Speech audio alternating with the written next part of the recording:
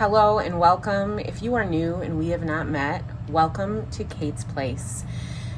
My name is Kate, and in my place, you will see me planning, zero-based budgeting, cash envelope stuffing, saving, meal planning, grocery hauls, and so much more as I am building the best life for me and my family. I'm so excited that you stopped by today and hope that you find my video helpful or fun to watch. Today, I'm going to be closing out week 2 of June and budgeting for my week 3.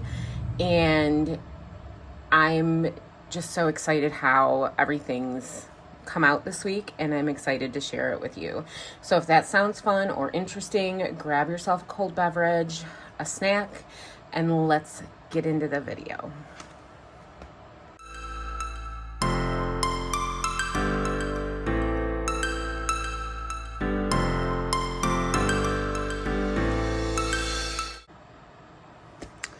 Happy Friday, everybody. Well, today is Friday for me. So today, like I said in the intro, I'm going to be closing out week 2. We're going to be getting ready for week 3. I'm going to be unstuffing whatever's left in my cash wallet and just getting it ready for cash stuffing for week 3. So I thought I would share this with everybody who's watching and who's on a similar journey. And the big thing is, when you're having those rough times, remember your why. Why did you start the journey that you're on? Whether it be a finance journey, a budget, a finance budgeting journey, whether it be a mindset journey, a weight loss journey, you always have to remember why you started that journey. So, I like having this here so that I can see it and have that reminder of remembering why I've started the journeys that I'm on. So today we're going to be working on the budget, and let's see. Okay, so we're going to be closing out week 2. Oh, sorry about that bump. Budgeting for week 3 and figuring out what we need to grab out of the bank. So I'm excited to say that I have transitioned into a new account. So starting this week, we are starting with our new account. So we are transitioning from a Wednesday start of the pay period to a Friday. So I've been slowly transitioning us over the past couple weeks from our paychecks coming in on Wednesday, because we banked with an online bank. So we were with Ally, and we would get our paychecks 2 days, up to 2 days early. So pretty much when your job released them to the bank, Ally typically would deposit them 2 days before your specific pay date. So for us, that was Wednesdays. And so Wednesdays had been the beginning of our budgeting week. And now that we have transitioned into a more traditional bank credit union, we had to change over when the start of our budget week is. So I'm interested to see moving forward how we cope with this. So far, it hasn't been too bad. I've had to make some changes to the June budget in regards to what bills are getting paid in what weeks. So that'll kind of pop up when we go to do week 3, and I'll kind of show you what that is. So anyway, so the first thing we're going to do is we are going to close out week 2. And I'm going to get you zoomed in so you can get a better look at what our numbers are. So after I had gone through and done the week 2 budget, and unfortunately when I recorded the week 2 budget, I lost footage. My phone, I have fingers crossed, have fixed the issue with my phone because I record with my phone. So the storage kept filling up too quickly. So I had to buy extra storage, and I'm currently still looking into like an external hard drive so I can pull it off completely. But anyway, back to what we were doing. So I didn't get to share with you what the actual week 2 budget is due to losing the footage. So we are going to go through that right now and get this closed out. And I think I'm going to use a purple pen for contrast. So in regards to income,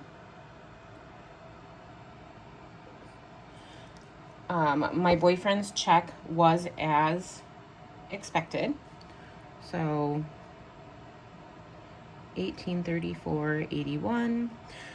We did do some side hustle. So we brought in $183.02 there. We did pull some money from savings. Let me see. I can't read my own handwriting, and that is horrible. I believe that's an 8. So 88. And then we had a rollover of what I thought was 142, but I also forgot that I had cash already out that was rolling over of 168. The $3 went into our extra debt savings, and so I rolled over 165, making our total extra.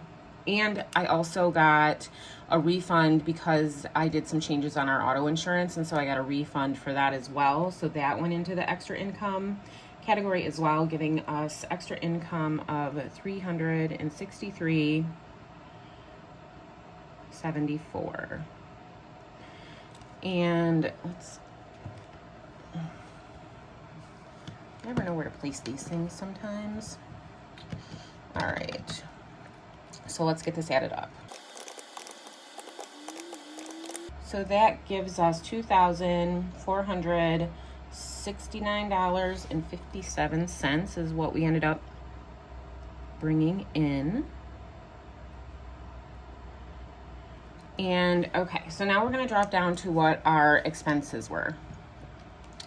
So Everlance, the money is still in the bank, so I'm going to consider it paid, but Apple, for some odd reason, they're not consistent. And if you have Apple and have Apple, if you pay subscriptions for your phone and whatnot through Apple, let me know if this happens to you. I find that they're not taking out the subscriptions on the same date every month. So the consistency of these payments, they just pop in whenever. So it gets really frustrating. So the money is still sitting there, and because it's still in the bank, I automatically, when I do my tracking, I subtract that amount from whatever the balance is so that I know that I can't, use that money. So a tip that I've found for myself that works really well, and I'll try to make this quick because I'm really trying to focus on staying on point in my videos. When you do your expense tracking, how I've found, because how I'll look at my bank account and be like, oh, I have money there. And I used to just spend until there was just no more money, because in my mind, the money's there, so everything must be out. So what I do, I use my bank as a guide when I look at it. And then when I look at my expense tracking, and the number I have on there, that's my available balance, is what I know is my available, what's truly available. So I look at the bank and I make sure that everything's good and that I haven't done anything silly or something, a surprise hasn't come out. But when I'm looking to see what's in the bank, what is in there that I have available to use, I base it off of my tracking, not the actual number in the bank. Now, in order to do that, I check my bank account once in the morning to see if anything came out throughout the night. That's automatic. And then I check it once at night to see what we've spent throughout the day so that I can track it, so that my balance on my tracking sheet is accurate. So I don't know if that's helpful or if that made sense to anybody, but that's how I allow that's how I have kind of did the checks and balances of knowing how much money I have available to spend versus what the bank's telling me I have. So I have deducted this from my balance in my tracking sheet. So in my mind, it's paid. I'm just in a holding pattern waiting for it to come out of the bank. So, and then our XM did come out for the $1,454. We did finish our rent payment for $703. Our car payment we made. And I did put $50 towards our cushion. So that gives our total, let's get this added up really quickly, $1,205.01.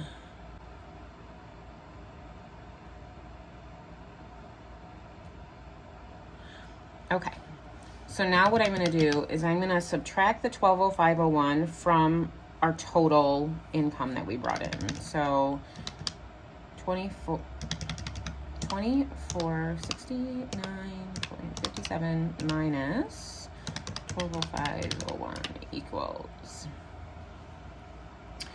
it's gonna be, our leftover is 1264.56. Okay, so in our debt category, we had some credit card payments, and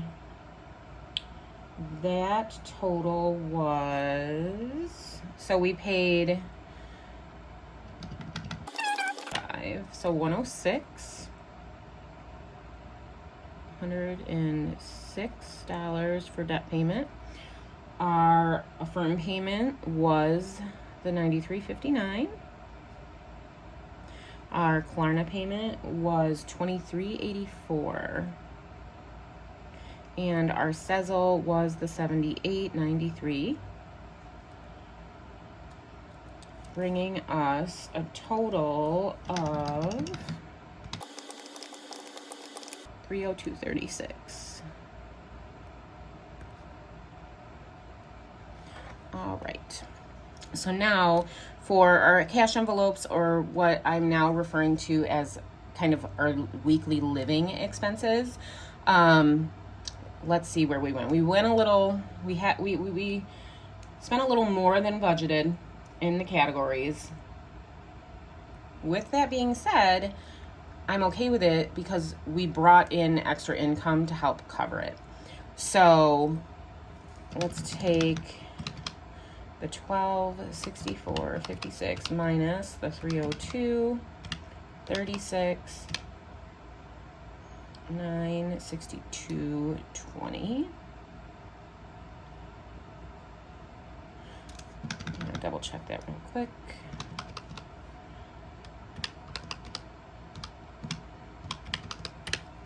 $962.20. Okay. So for gas,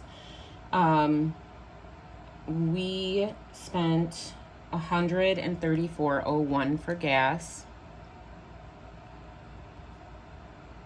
So we didn't do too bad for gas. I had some extra driving that was unexpected that came up. My oldest son had some appointments, and his vehicle had maintenance on it to where he didn't have a car. So he called, and Mom stepped in and helped to take him to his appointments and help him, get around and get the stuff done that he needed to do. So we spent a little bit of extra money in gas. So gas is the $134.01. Groceries, we were under budget, which I am so proud of. $142.20. $89. Spending. This is where we spent. You know, I'm gonna potentially have to rein this in a little, but we spent $230.47 this week. Spending was a little high. Miscellaneous. We spent $10 of that. I bought my son breakfast one morning, and I used the miscellaneous to cover ATM fees. So our total for our living expenses, 134 equals 517.37. And then we're going to subtract that from 962.2, giving us a remainder of $444.83. Okay, so here's one of the things that I made some changes on from when I did my week 2 budget. Originally, these were the only categories that I was going to be able to put money into. But once I realized that I already had the it ended up being $165 to go towards our budget that rolled over, I was able to fund a few more items. So July ended up getting $60.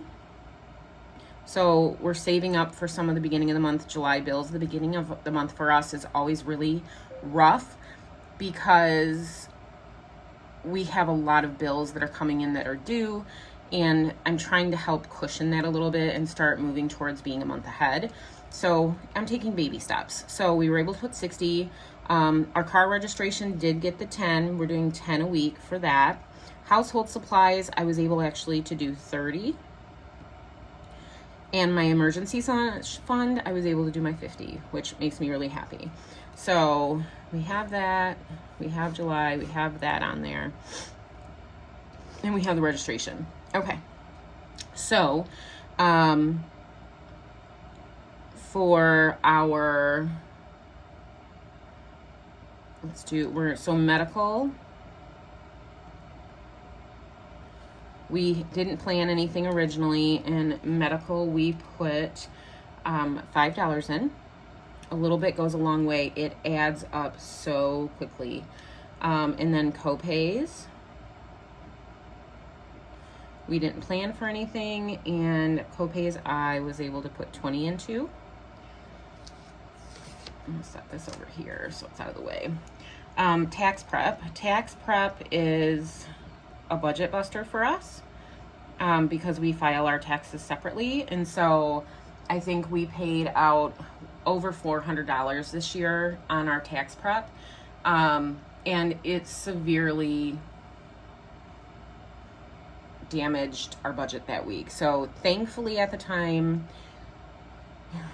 we had the funds available to do it, but it really disrupted what we were trying to do at the time. So tax prep is one of those savings or sinking funds that are short term that we are trying to stuff money into as frequently as possible, even if it is just $5, because if you're putting $5 in a week minimum, it adds up quickly. And by the end of the year, so you figure 20 times 12, that's $240. So that's over half of what we paid for our tax prep. So even if that was all we were able to save, the $240, it's going to put us in a better position next year around tax season when we go to do our taxes and we're paying to have them done.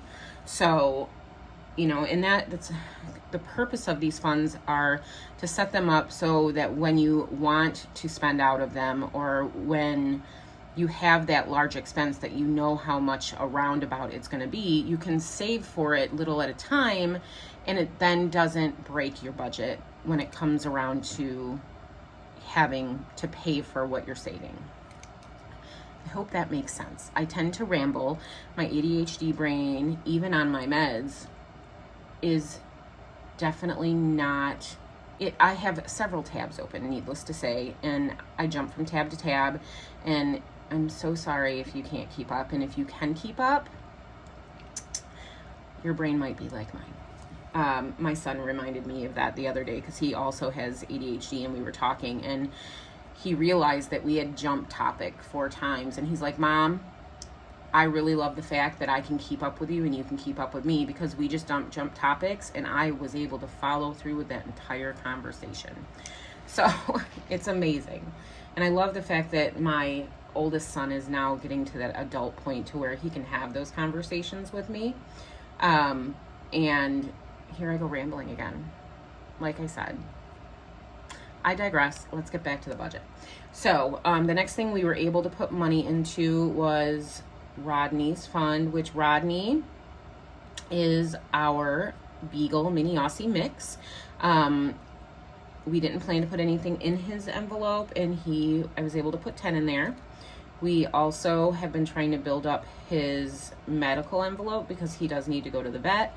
I didn't plan anything, and I was able to put 25 in there, which made me really happy. And then the last envelope we contributed to is our golf envelope, or tea time as I like to put it. My boyfriend enjoys golfing in the summer, so I try to every week stuff a minimum of $30, which we were able to do, into that envelope, so that when he's ready to go, all he has to do is pull the money out of his envelope and leave me a sticky note stating, hey, I pulled $60, I'm going golfing, and he can go and not have to worry about checking the bank. He can reserve his tea time with his buddies, and he can go enjoy his day. So I was really excited to see that I was able to do these extra funds. And then I don't have a spot for this, but we did some additional spending out of some of the funds that I also have to calculate into this. So I'm going to put this total of the actual sinking funds is $245. $45. Okay. And then this is some of the envelope spending that we did. So I'm going to do fund spending. So my youngest kiddo spent out of his envelope that wasn't expected, and he spent $11.67. I get the text message, hey Mom, I need to use some money out of my envelope and can I have your card, please? We did have, so H&B for us is health and beauty. I didn't plan to spend anything out of that envelope, but we spent $89.82. I did have to pick up a prescription, so medical, I didn't plan for it, but I spent $20. And let's see, we had some spending out of the golf category that wasn't necessarily planned, but that's why the envelope's there for $24. And that was it for our additional spending. Okay, so I'm gonna add that up really quick. I'm really hoping that this is gonna work out and be a balanced budget this week. I always get so frustrated when I can't match my budget with my bank. The important thing is that your bank's on point, your expense tracker, and that your bank match. That's the most important part about doing a budget like this, because you always want it to equal to where there's no extra money laying about somewhere.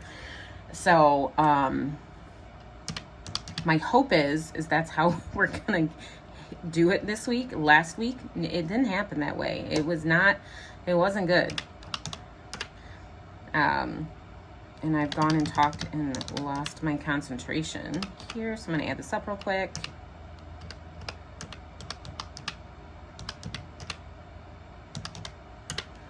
All right, so that total is $145.49.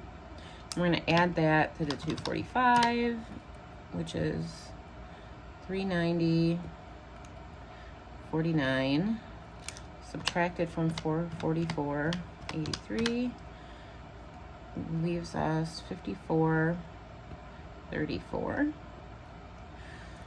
Okay, so with that being said, I have in the buffer or in savings, we are going to be taking, I'll lift this up a little bit. So we're going to be taking cash from that's left over in our cash wallet. So here's my cash wallet, and hide my license because y'all don't want to see that picture. So as you can see, we have money left over in our groceries. So we have 1, 2, 3, 4. So this $24 is going to be going into our extra debt savings. The dollars will go into the dollar bill one, and the 20 is going to go into the extra debt envelope. So we have that going back to the envelopes. Okay, that's better. So this is going to extra debt because that's rollover. Now for the health and beauty, we have money left over from what we took out of that, $2. That's going to go back in our health and beauty sinking fund. So that's there. We had nothing left in household. I did do, again, if you hadn't watched my grocery haul, I picked up some tumblers from Walmart. And I used some of my personal spending money, and this is what I have left over. 1, 2, 3, 4. That goes back into my personal spending envelope in our saving envelopes.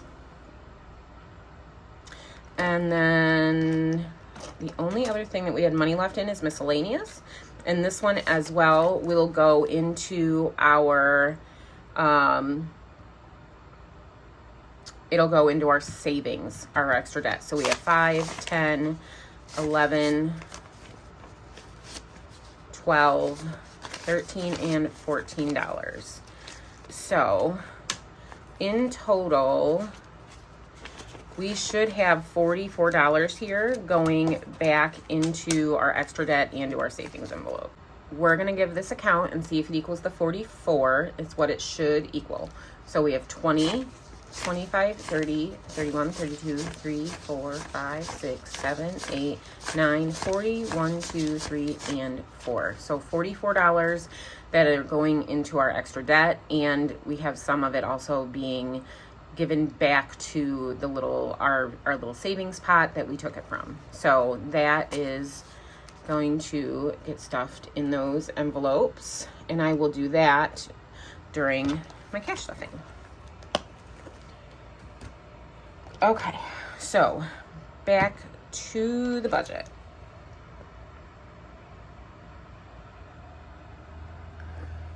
So we have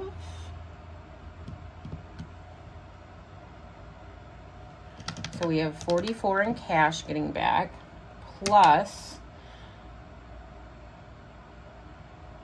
$6.35 got rolled over into our banking savings, equaling $50.35.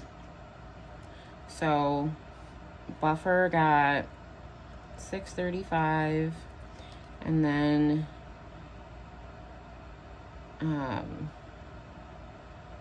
savings, which is our cash envelope going into the extra debt or back into the fund it was from.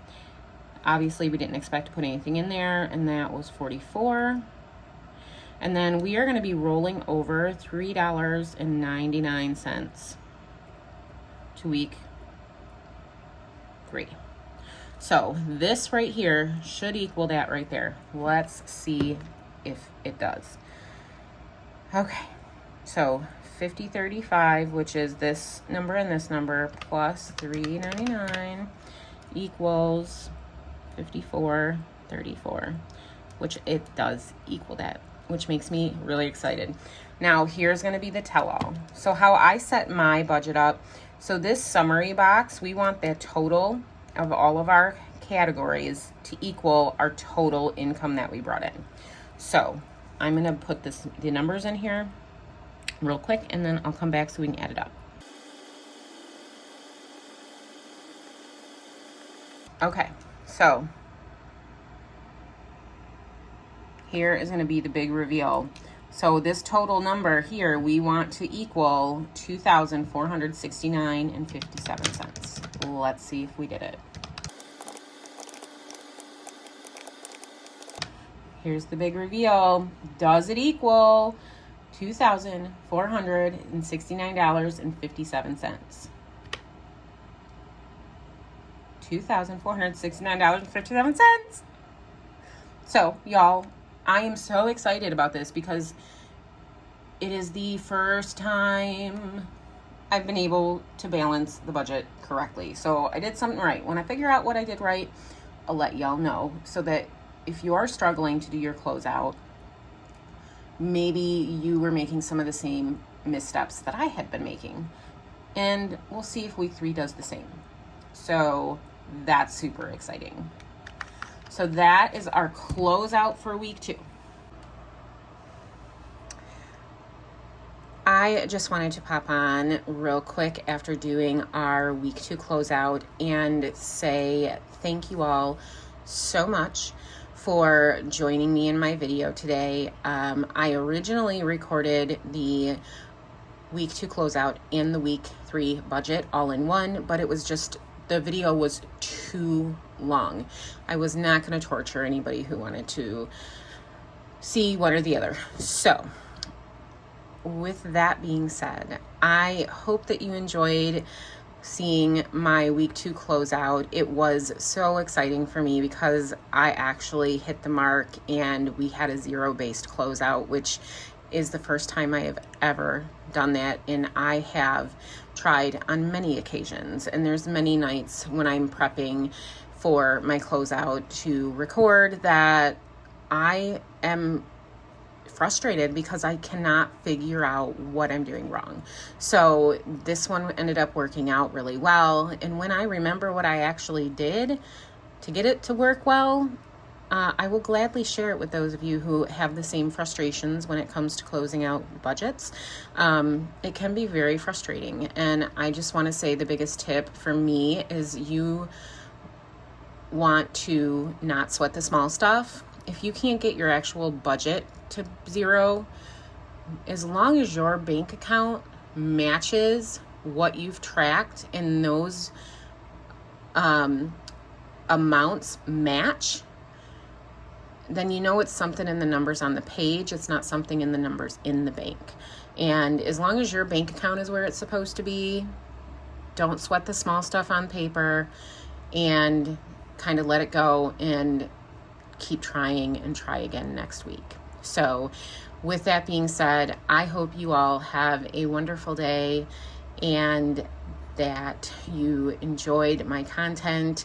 If you did and you want to see more of my content, please make sure you subscribe, like the content. If you made it all the way to the end of this video, go ahead and leave me your favorite smiley face emoji. And I hope you all have a blessed day. See you next time.